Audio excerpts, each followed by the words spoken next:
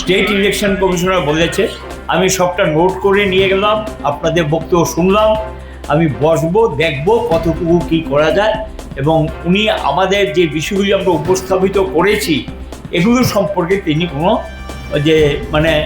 এগুলি কোনো প্রকার যৌক্তিকতা নেই বা অযৌক্তিক এই ধরনের কোনো বক্তব্য তিনি রাখেননি, এবং আমরা মনে করি যে এটা যৌক্তিকতা সহকারে আমরা যে ব্যাখ্যা দিয়েছি এটা নিশ্চয়ই সেই অনুযায়ী স্টেট ইলেকশন কমিশন ব্যবস্থা নেওয়া উচিত। কারণ ভোটের দিনের অভিজ্ঞতাটা ভালো না এবং বহু রক্তক্ষয়ের ঘটনা ঘটেছে এবং নির্বাচন সুষ্ঠু অবাধ হওয়ার ক্ষেত্রে সেই ভূমিকা নিতে পারেনি।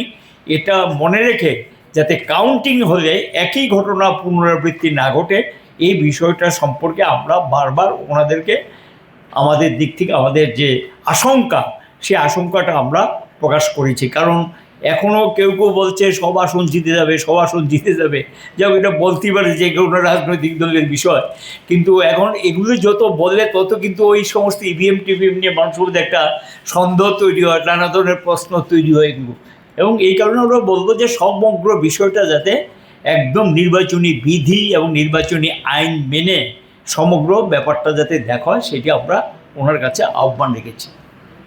আপনাদের কি মনে হয় যে আপনারা যে আহ্বানগুলি রেখেছেন এটা ইলেকশন কমিশন এই বিষয়ে চিন্তা করবে, কি মনে হয়?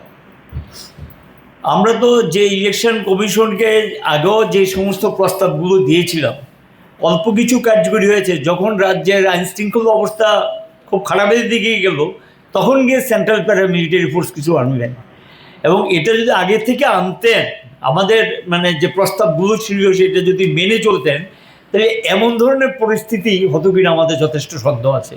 এখন কমিশনের প্রতি তো তাদের কাছেই তো বলতে হবে, গিয়ে কোথায় বলবো, কারণ ইলেকশন কমিশন হলো সর্বোচ্চ ক্ষমতার অধিকারী, এবং আমরা এটাও বলেছি অতীত বর্তমান দুইটার নিরিখে আপনাকে বাস্তবসম্মত সিদ্ধান্ত নিতে হবে। কারণ ইলেকশন কমিশন অফ ইন্ডিয়া ওইদিকে গিয়ে বিধানসভা এবং পার্লামেন্টের ক্ষেত্রে, আর স্টেটের ক্ষেত্রে হলো স্টেট ইলেকশন কমিশন এনাফ পাওয়ার, পূর্ণাঙ্গ ক্ষমতার অধিকারী, পরিস্থিতি বিচার বিশ্লেষণ করে যাতে সুষ্ঠু অবাধ ভোট করা যায় সেখানে গিয়ে তারা বাস্তব পরিস্থিতির উপর দাঁড়িয়ে যাতে সেই সিদ্ধান্তটা নেয় আমরা অনুরোধ জানিয়েছি।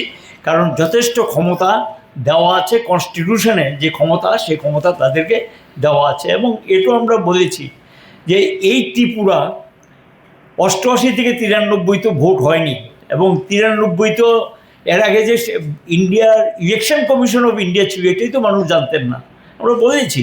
এবং এই ত্রিপুরা দিয়েই কিন্তু ইলেকশন কমিশন অফ ইন্ডিয়াকে চিনেছে 1993 সালে, এবং সেখানে গিয়ে পদক্ষেপ নিয়েছে টিএন সেশন, এবং অবজারভার শব্দটা কিন্তু ভারতবর্ষে আগে ছিল না। ত্রিপুরা দিয়েই 1993 সালে ফার্স্ট অবজারভার চালু হয় ত্রিপুরা দিয়ে। কাজে ইলেকশন কমিশন অফ ইন্ডিয়া যদি সিদ্ধান্ত নেয়, আবার স্টেট কমিশনও যদি সিদ্ধান্ত নেয় যে স্টেটের ইলেকশনগুলো আমরা সুষ্ঠু অবাধ করব, তাদের ক্ষমতার ক্ষেত্রে কোনো ঘাটতি দেখার কথা নেই, সম্পূর্ণ ক্ষমতা তাদের হাতে আছে। সেই ক্ষমতা প্রয়োগ করে অবাধ সুষ্ঠু যাতে করার কাজটা শেষ হয় সেটা আমরা বলেছি। বলেন।